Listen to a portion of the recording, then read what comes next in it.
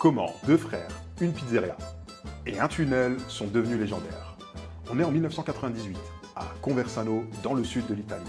Une petite ville tranquille de 26 000 habitants, des ruelles pavées et une odeur d'arancini chaud à chaque coin de rue. Deux frères, Marco et Luca Conti, ouvrent ensemble une pizzeria, Il Rustico. Très vite, c'est le succès. Les gens viennent de toute la région juste pour goûter leur fameuse pizza. Mais comme dans toutes les bonnes histoires familiales, vient le moment du désaccord.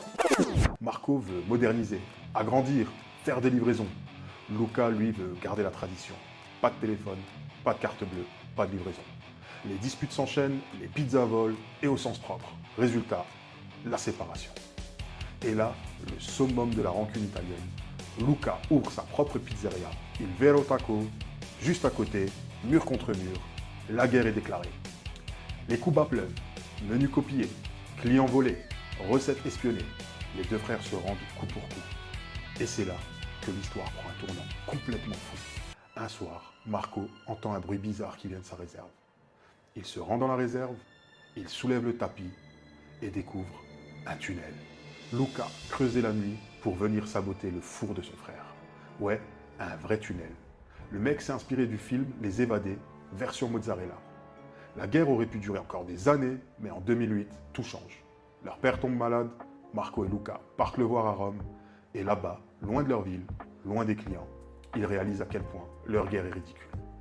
Les deux gaillards se serrent la main et font la paix après 10 ans de croisade culinaire où le sang a été remplacé par de la sauce tomate et les épées par des pelles à pizza. Ils prennent une décision qui changera leur destin. Casser le mur et réunir les deux pizzerias.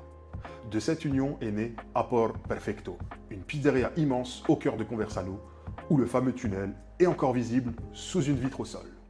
Aujourd'hui, des touristes viennent du monde entier pour manger la pizza des deux frères qui se faisaient la guerre. Ce qu'il faut retenir de cette histoire, c'est que ce qui transforme un commerce banal en un lieu mythique, ce n'est pas le produit. C'est l'histoire qu'on raconte autour. Des bonnes pizzas, t'en manges partout. Mais une pizza née d'une guerre entre deux frères, ça c'est inoubliable. Chaque semaine, je vous partage des histoires d'entreprises avec lesquelles vous allez comprendre les erreurs à éviter et les stratégies qu'il faut réussir. Alors abonnez-vous pour ne pas rater la prochaine.